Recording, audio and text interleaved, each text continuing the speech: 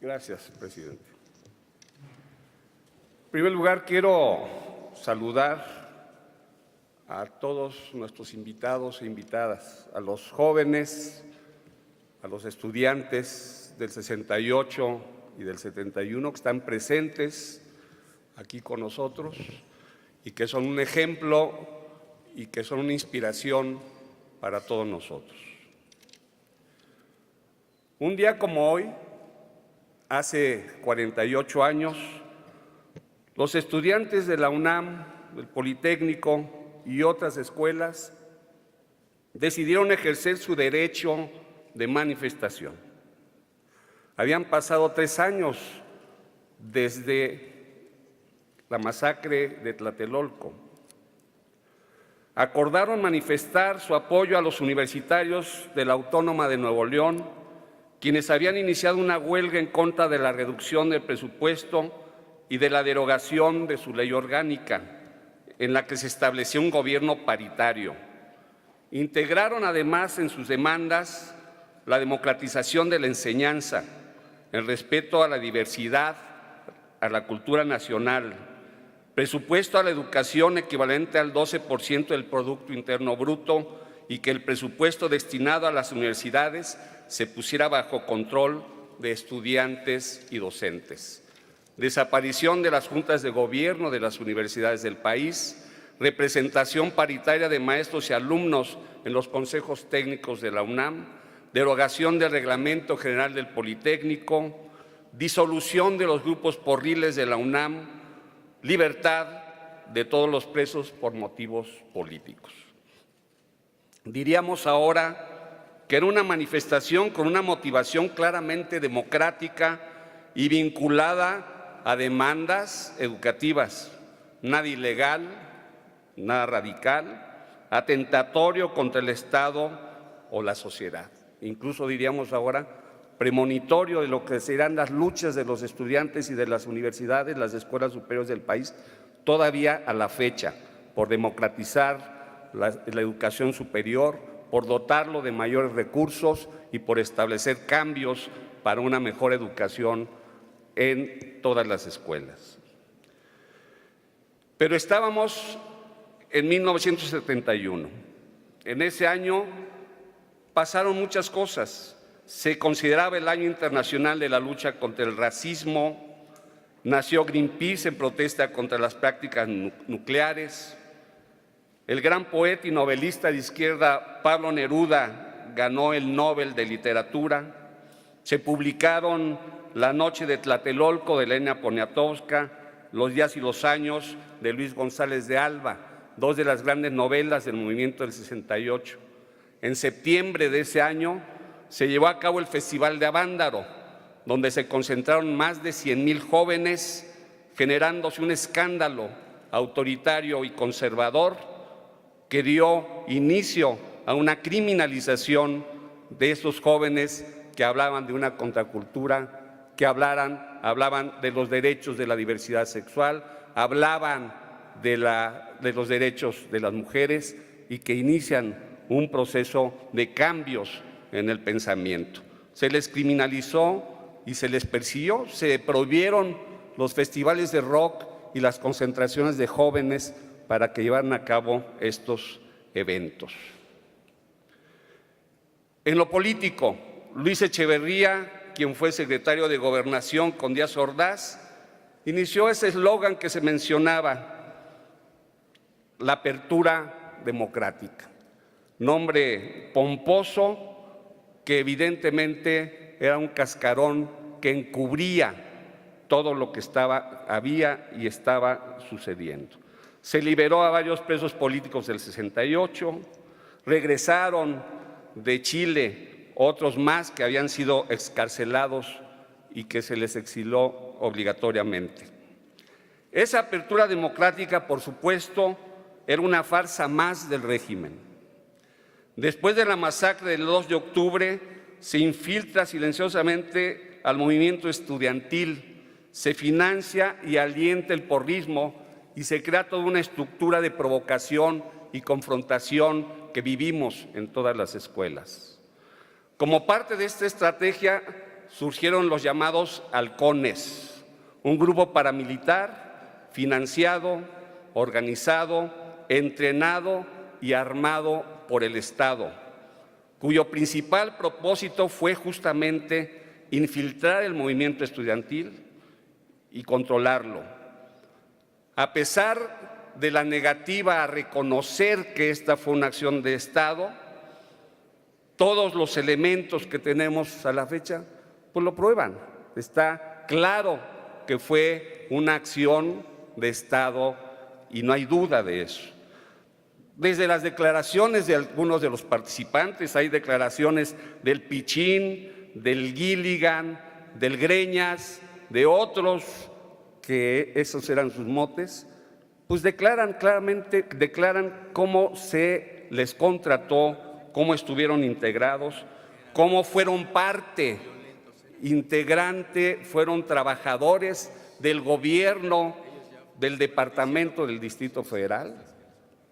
Tenemos los salarios, tenemos los puestos, tenemos todas las evidencias que nos dicen cómo fueron entrenados en el extranjero, estuvieron en Estados Unidos, en Inglaterra, en Japón, en diferentes partes, con un costo claro y lo más importante, tenemos todas las evidencias, no solamente del Departamento de Estado norteamericano, sino todas las evidencias que implican al Estado, que implican al Ejército, que implican al gobierno federal en todos los niveles, que implican al gobierno del Departamento del Distrito Federal. Es decir, no hay duda que fue una acción concertada, una estrategia del Estado para confrontar al movimiento estudiantil, para disminuirlo, para infiltrarlo y para, de esta manera, controlar los movimientos democráticos que se daban desde ahí. Por supuesto que la acción de los halcones no fue solamente el 10 de junio. Tenemos antecedentes de cómo estuvieron en otros lados, en contra de la huelga de Ayotla, en la Boca 7, en contra de la Prepa Popular. Es decir, ya habían hecho presencia y, por supuesto, el 10 de junio fue una manifestación clara de que esto estaba premeditado, iba claramente dirigido a evitar que el movimiento estudiantil surgiera nuevamente y que pudiera ser nuevamente un parteaguas en la movilización democrática. La masacre del 10 de junio, decíamos, está plenamente documentada y probada. El Ejército, los cuerpos policíacos, los cuerpos paramilitares, de una manera orquestada, formaron un cerco en torno a la manifestación, provocando a los estudiantes, se infiltraron, algunos con consignas, con gritos de «Viva el Che Guevara», confrontaron directamente a los estudiantes y posteriormente aparecieron en el Rubén Leñero secuestrando heridos y rematando a algunos. Es decir, más claro que la participación del Estado no puede ser. El Estado mexicano tiene que reconocer esto como una acción de Estado. Tiene que ofrecer una disculpa a la sociedad, a los estudiantes y a los familiares de los asesinados, a los heridos, a quienes se tiene que reconocer que al momento de la masacre hubo dolo, alevosía y hubo ventaja y hubo claramente una estrategia para confrontarlos. Esta parte de la historia de nuestro país y de la ciudad tiene que terminar de una vez por todas. Han dicho algunos participantes de este movimiento del 71, decía alguno de ellos que este movimiento es como el patito feo si se le compara con el 68.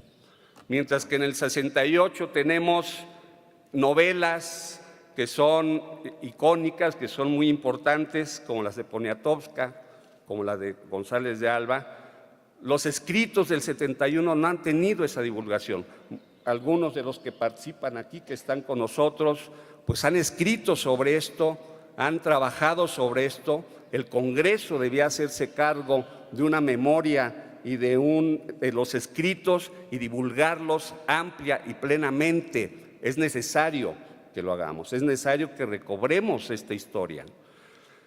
Ahora, con la película de Cuarón, Roma, se han planteado los hechos, han salido a la luz de manera importante.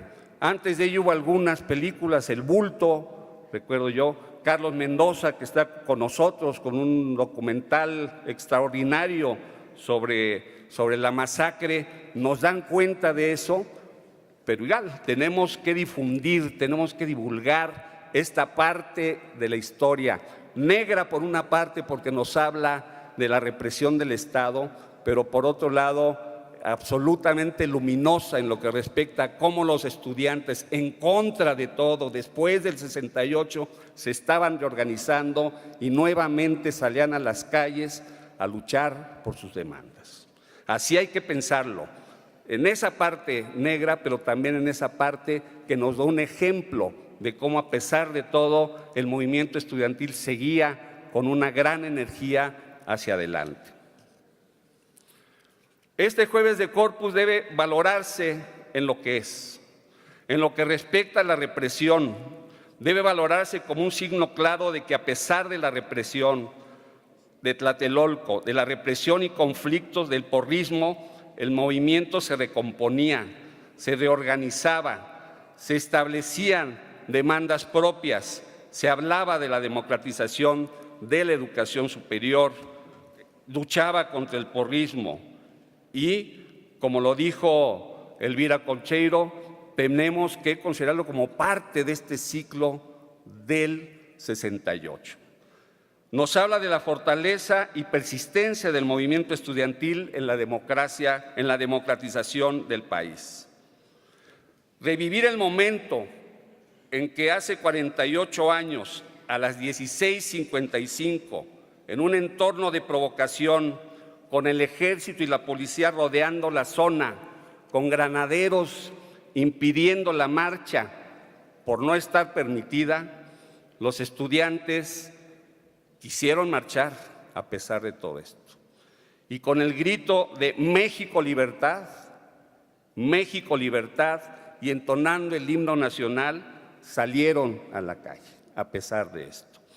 Esta escena, esta simple escena de los estudiantes, a pesar de todo, demostrando no solo su valor, sino su convicción, y en contra de todo lo que existía, estaban reivindicando la democracia para el país, estaban reivindicando los derechos de todos. Uno de los episodios más negro de nuestra historia reciente, por los homicidios, por la persecución por parte de las instituciones del Estado, tiene que salir a la luz. Este hecho, promovido por el diputado Jesús Martín del Campo, el hecho de que pueda inscribirse con letras de oro en este recinto, efectivamente es parte de esta idea.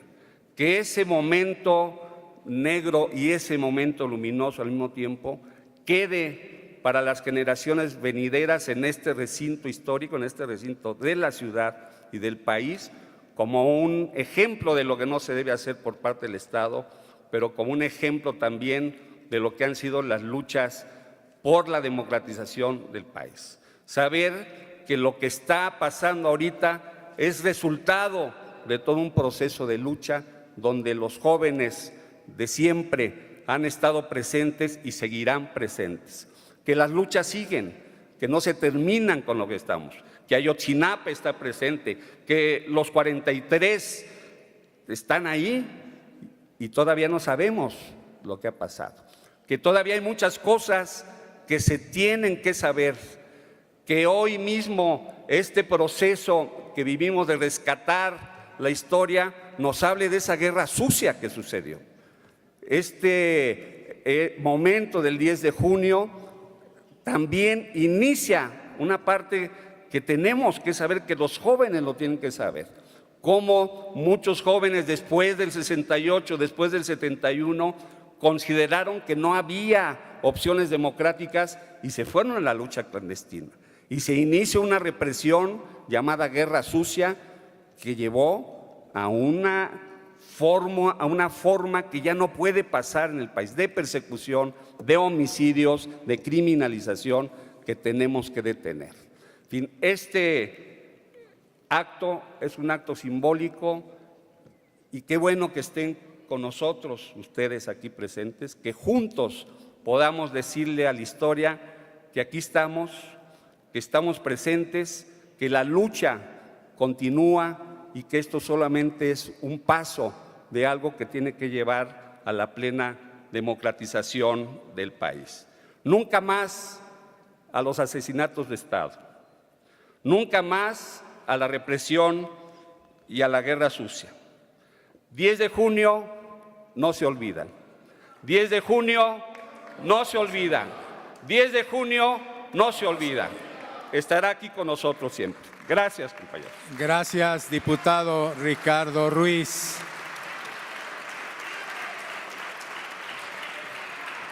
Vamos ahora a escuchar a uno de nuestros invitados distinguidos, a Óscar Luis Argüelles Méndez, hermano de Raúl Argüelles, muerto el 10 de junio de 1971.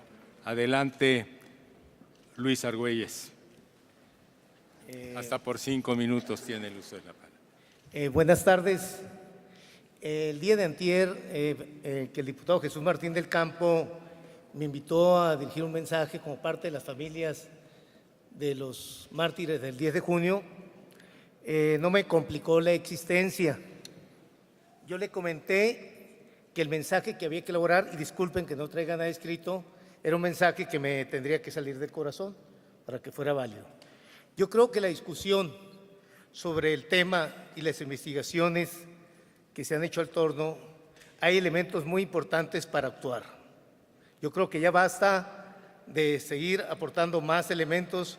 Si hay una verdad histórica, también tenemos una oportunidad histórica al ser gobierno ahora. Entonces hay que actuar, hay que hacer justicia. Lo que sí quiero es reconocer al Congreso de la Ciudad de México generar esta iniciativa, porque no es un gracias, es un reconocimiento, porque están cumpliendo con una obligación de darle lugar a los hombres, y en este caso una generación de jóvenes que dieron su sangre por un México mejor. Lo que sí le quiero dar las gracias es a diferentes ciudadanos y medios que han luchado por mantener esta verdad viva. Pero es una verdad viva que nos implica ahora hacer la justicia. Me hizo reflexionar ahorita las palabras la compañera de la fracción del PRI. Primero le hago una invitación, que como joven que dice que ella no tiene la responsabilidad, entonces que busque mejores caminos. Pero cuando dice que la factura ya está pagada, yo le invitaría a mi pueblo, al Bacame Nuevo, a que le dijese eso a mi madre, que esa factura ya está pagada. ¿Usted cree que ya está pagada esa factura? Pues claro que no. Lo otro y lo reflexionaba el compañero diputado Ricardo Ruiz, al compañero diputado de este Congreso, y usando una facultad de este Congreso, yo creo que si el movimiento 10 de junio desea ser permanente recordado, también debe servir como un instrumento en base a la capacidad que tiene este Congreso de la ciudad de promover, iniciar una iniciativa de ley federal donde se registre que un hecho comprobado a un gobernante, donde se demuestre que cometió magnicidio o un crimen de Estado, sea lo suficiente para cancelar el registro a su partido. Yo creo que eso sería una iniciativa que realmente estaría cumpliendo con muchos de los deseos de los familiares, poner los límites para que no se vuelvan a repetir esos excesos, más que jóvenes que buscaban realmente cumplir con los sueños de libertad que en su momento planteaban.